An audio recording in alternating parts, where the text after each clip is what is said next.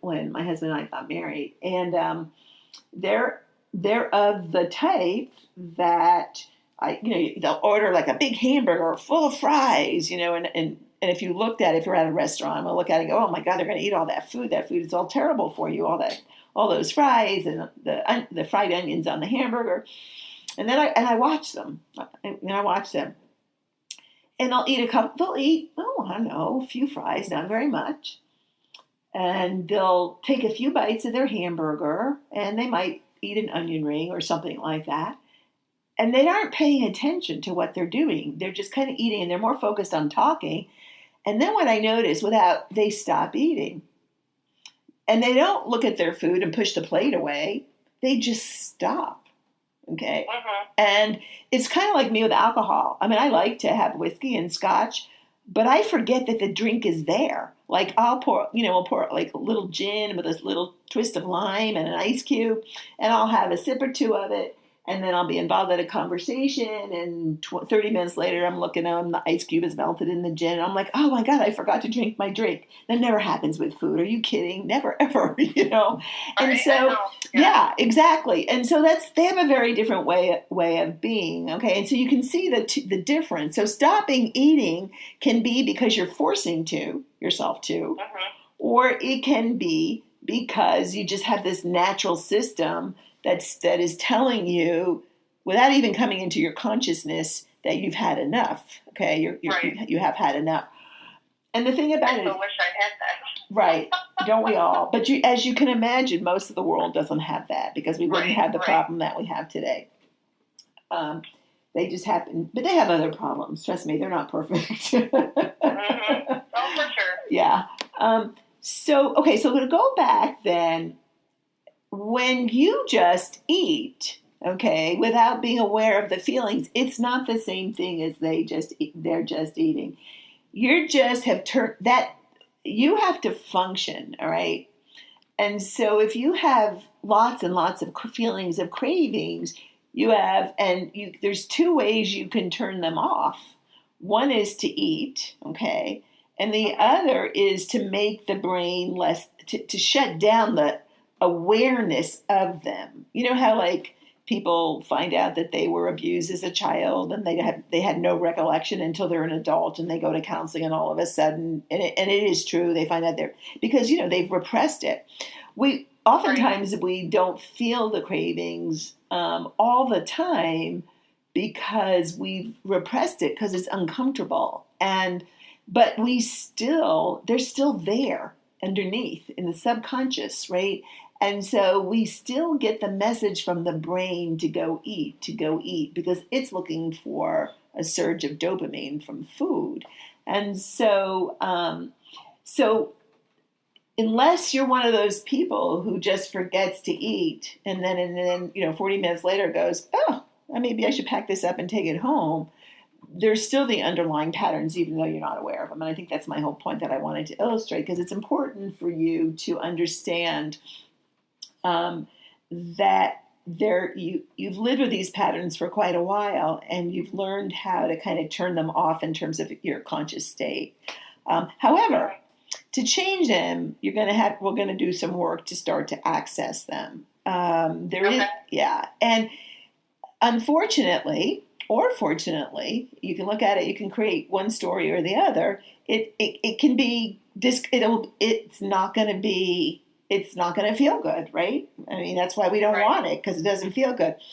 But the story that we want to create for ourselves is this is the path to change. This is the path to change. And unfortunately, without accessing that part of your brain in your conscious state, you're not able to neurologically make the change. And that's the problem. So as you go into this next week, and you'll see what the practice is going to be, it's really, I'm jumping ahead here, but I think I want to do this, is we're going to continue the same practice, right?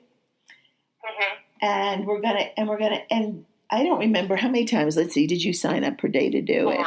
4. Okay, we're going to change you to just 2 2, once in the morning and once in the evening. And when we get done, we'll pick the times that you want to do. So we're gonna limit it to 2, and don't do it any more than 2. Okay, I'm telling you, don't do it. You're not allowed, because we don't want to overdo it. Yeah.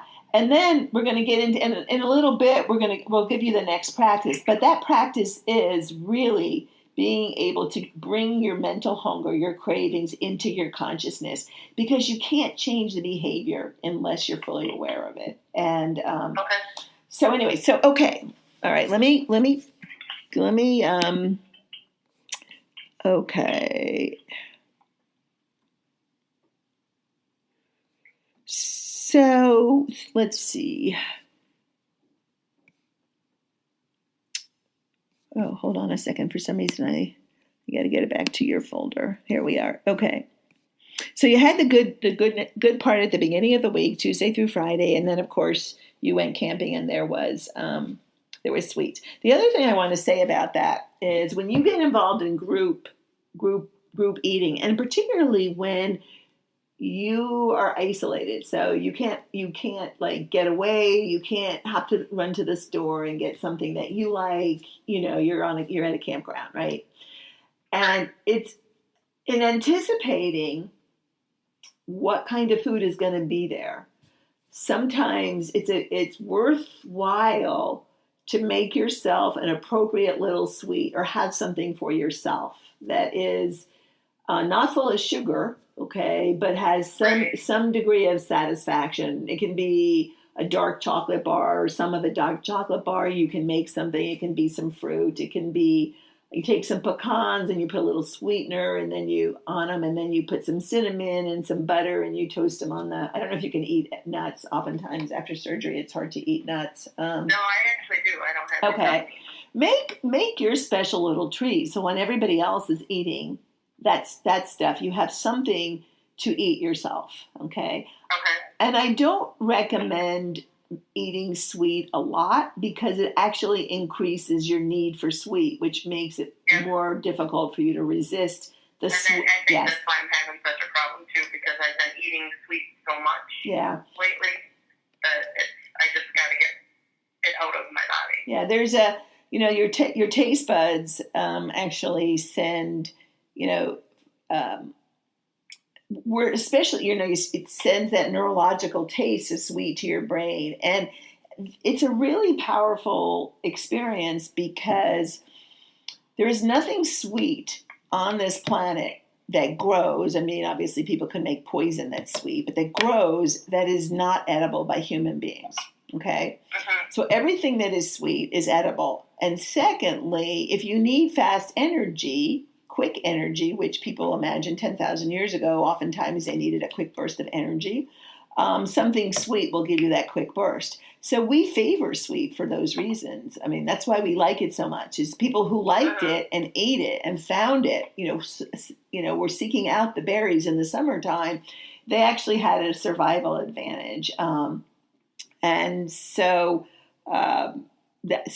we all like sweet. The challenge is, though, when you keep stimulating that neural pathway between your taste buds and your sweet part, the brain that detects sweet, the brain's like, oh, that's so good, I want more. And even a non-food addict can struggle with, not being able to resist sweets in particular. So it is a good idea to limit the sweets. But when you go camping, or you're at a place where you're going to be there, you're there for a weekend, you're there for a few days, and there's other people eating lots of good stuff, it's almost impossible to expect yourself to stick to your plan if you don't have something special for yourself.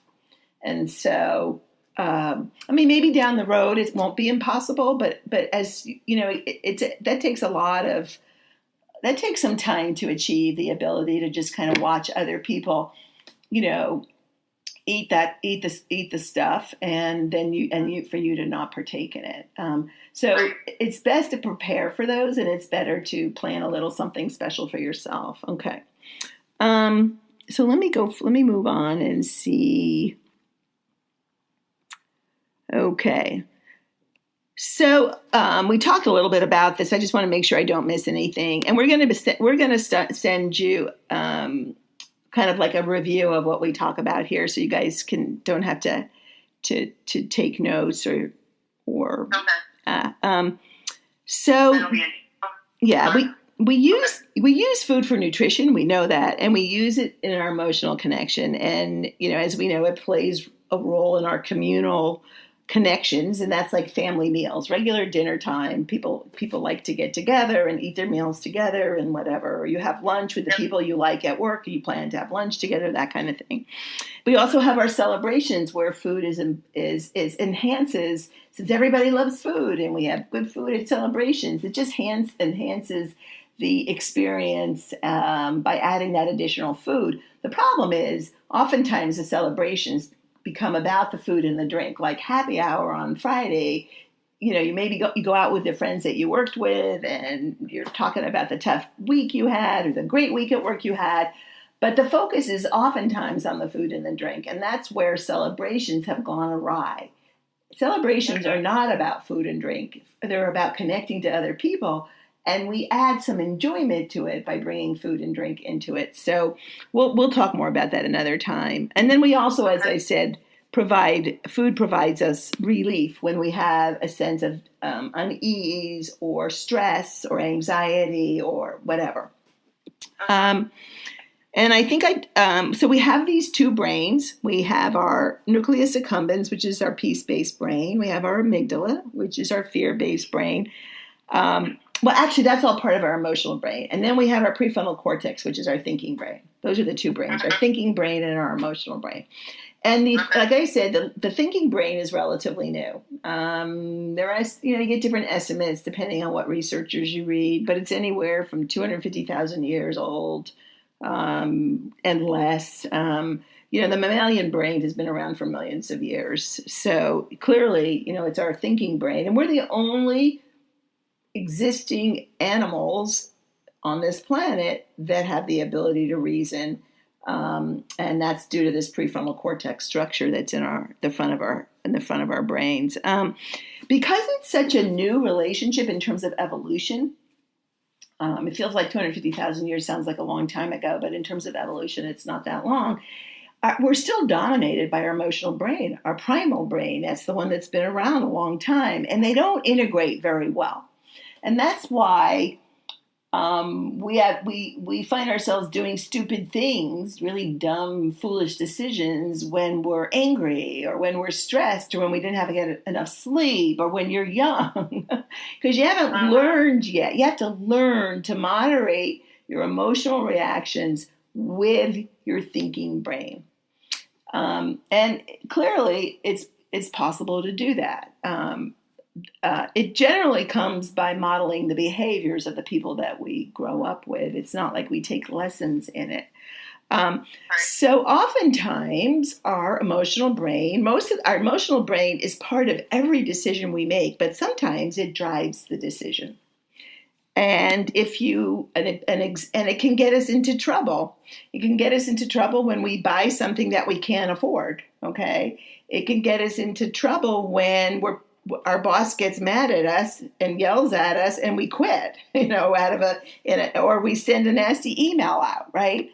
It can get us into trouble when we use food or other things for relief, like whether it's alcohol or drugs or binge shopping, that kind of thing, or gambling or, all kinds of different behaviors. And so because we have this kind of weird situation where these brains can be at odds with each other. Your emotional brain is saying, eat it. And your thinking brain is saying, no, I don't want it. And oftentimes your emotional brain wins out because it's just, we respond to that. Right. Anyway. More often than not, unfortunately. Yeah. So, and the question is then, why do we all choose food? Like, what is the deal with food? Why do we all choose food? There's really three reasons. The first one is it's the first emotional connection that we have when we're born, actually. You're born and most people are swaddled up and given to their moms. And the moms hold them and they get fed, whether it's breastfeeding or bottle feeding. And here you are being born, coming out into this world where there's light and where there's, you feel the air moving and there's all kinds of noises, and you get in the arms of your mom and you recognize that heartbeat and she feeds you. And because of how our brains work, that feeding's like, peace, I'm safe. That combination makes you feel safe as you come into the world. Beginning of that, there it is, emotional connection with food from the very beginning, a sense of safety. And as you can see why it's so important for our survival.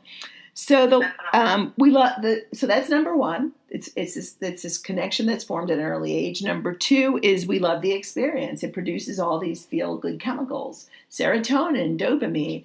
And today we have all this incredibly engineered food that is, constructed to stimulate a big splurge of these chemicals. We have the layering of food. I don't know, when I was young, a hamburger was a little bun with a little patty, and if you were lucky, some cheese, maybe lettuce and tomato. That's it. And now, of course, they're piled so that they go as high as the ceiling. And the other thing, so food tastes great. There's no question about it. And, the worse it is for us, the better it tastes, right? Right.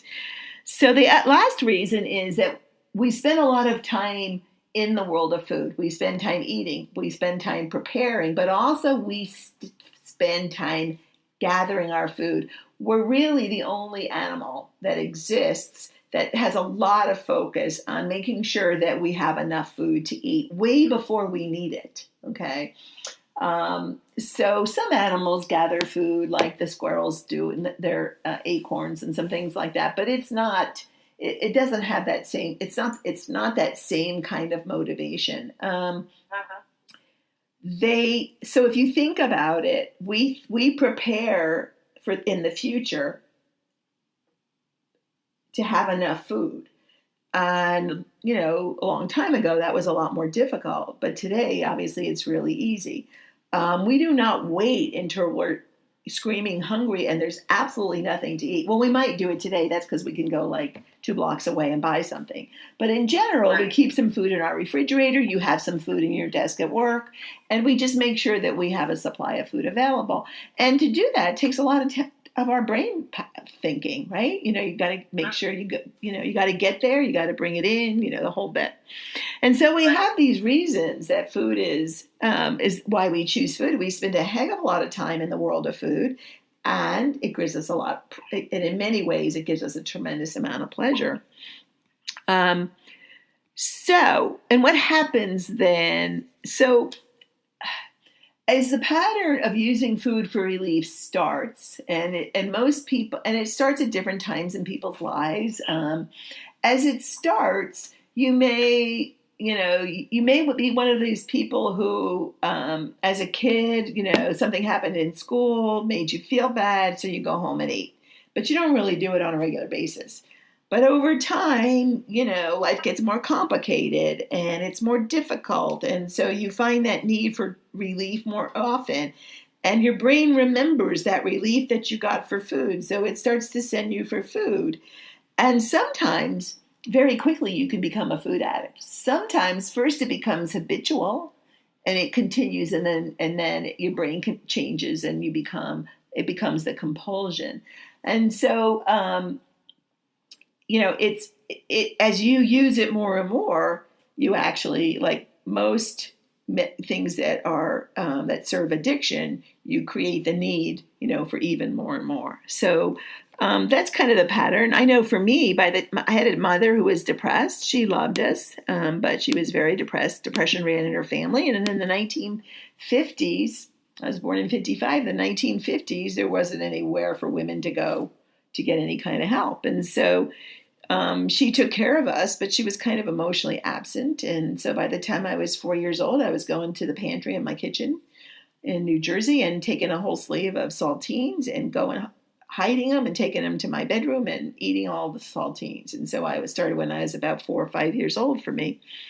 I didn't realize how weird that was until many, many years later when I met my husband. And I had lost a lot of weight at that point. So when I first met him, I wasn't really overweight. And one time I told him about sneaking the food, and he looked at me like, when you were 5 years old, you were sneaking food. He wasn't being judgmental. He was just so surprised by it. And I said, does that sound weird? He said, well, it doesn't sound weird, but it sounds very unusual. I never really thought it was unusual. It was just my history. Anyway, and so once we get into this pattern and this habit, the brain expects it, then some of us begin to have this compulsion. And so the next step in trying to reduce the impact of this compulsion and to get to the point where you don't need that relief is to be aware of the times that you're in that state where you're eating in reactivity to these emotional firings that are going on, this state of unease. And so for you, then, you want to start to be aware and not just eat without it entering your conscious state that you were uncomfortable and therefore I need to eat. This week may be a little bit more challenging, but don't give up on it, okay? What I'm going to ask you to do is every time you want to eat, you think about eating, you start to get up to go get something to eat, ask yourself whether this is need for sustenance or need for relief. Okay. If it's need for sustenance, like you're really hungry, then just go on. Doesn't matter. You don't have to do anything. If it's need for relief, you might want to get a little notebook or something and write down if there was something particular that happened or a circumstance that has created this need for relief. It may not be. It may be, no, I just am feeling the need to eat, okay? Try to do some assessment of what you're feeling in your body. And like I said, I'm going to send out some writing on this. And then just jot it down. Jot it down if it was something that you can think of specifically. Is it just because you've got way too much to do that day and it's overwhelming you? Whatever it is, jot it down. And then just continue to do what you would do.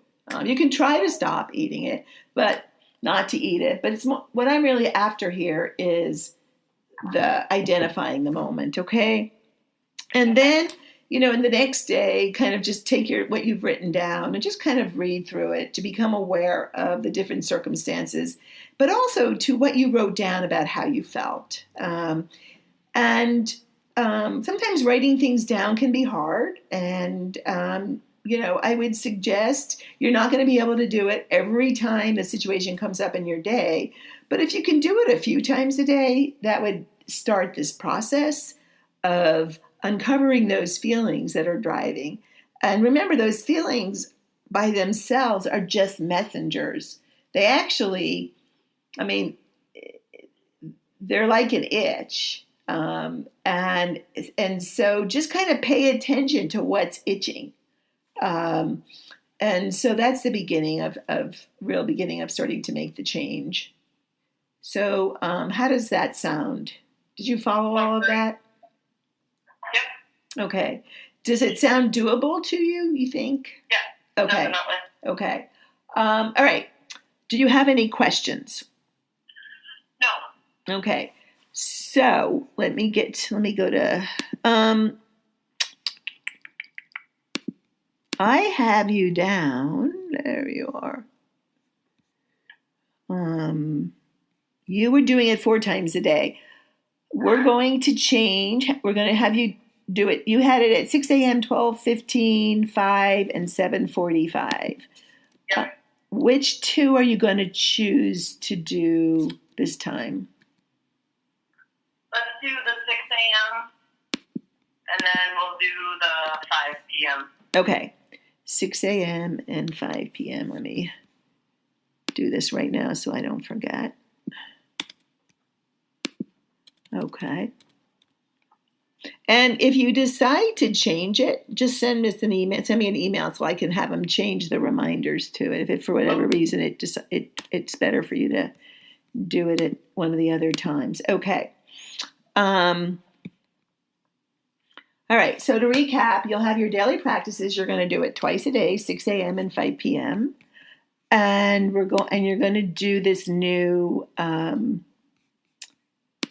practice of identifying when you reach out for food, whether it's a physical need for nutrition or whether it's a craving, mental hunger. And if it is the craving and mental hunger, just kind of jot down the best of your ability, even if it's like, oh, it feels really tight in my head, or I feel like there's this pressure in my head, or, I have my gut is kind of tight. And then if you can, try to put some words to it. I feel anxious, or whatever the words are. And let's confirm our next appointment. So are you finding is this seeming overwhelming or helpful or what? It's a lot of material. It's helpful and it is overwhelming. Okay. It's just a matter of putting it together for me. Yeah. Like I haven't been one to meditate, do the breathing. That's not something I'm normally used to. So. Yeah. It's going to, I wish I could say that there's a way to this path, to get the kind of change that you want without doing it, but there really isn't. There, unfortunately, or fortunately, I guess, because it is something that everybody has access to. It's just a matter of doing it. Now, one of the things that I would say is, if you find that it's hard to get through the full 5 minutes, what you can do is take your phone and set a timer and follow the same routine. Start with a couple of 3-sided breaths, and then just set your timer for, I'm going to do the first part for a minute, and I'm going to do the second part for a minute. So I'm going to cut it in half. If the hard part is getting started, if the hard part is doing it once you get started, we make it a little bit shorter, but you want to include all the components, okay? If the hard part is getting yourself started, okay, then use your big want. Imagine yourself, boy, if I do this, I'm going to be able to get into this. I'm going to be able to get into those jeans or those shorts, and I'm going to be able to go shopping and get the clothes I want to get. And try to use that as a motivation.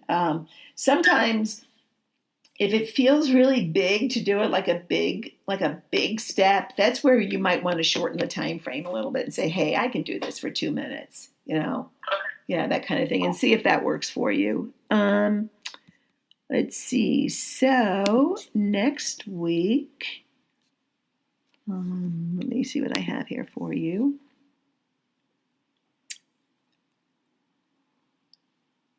That's the 27th, which is a week from today, Monday. And I have you at 5 p.m. Eastern time. Does that work for you, or do you want to change it? Let's do 4 o'clock, please. 4 o'clock. Okay. Let me just put this in so I don't. Okay. So I have you down for 4 p.m. Eastern time. All right. Okay. All right. I will talk to you next week. And if you have any questions, any problems, let me know, okay? Send me an email. Okay. Thanks so much, Martha. Okay, you're welcome. All right, bye-bye.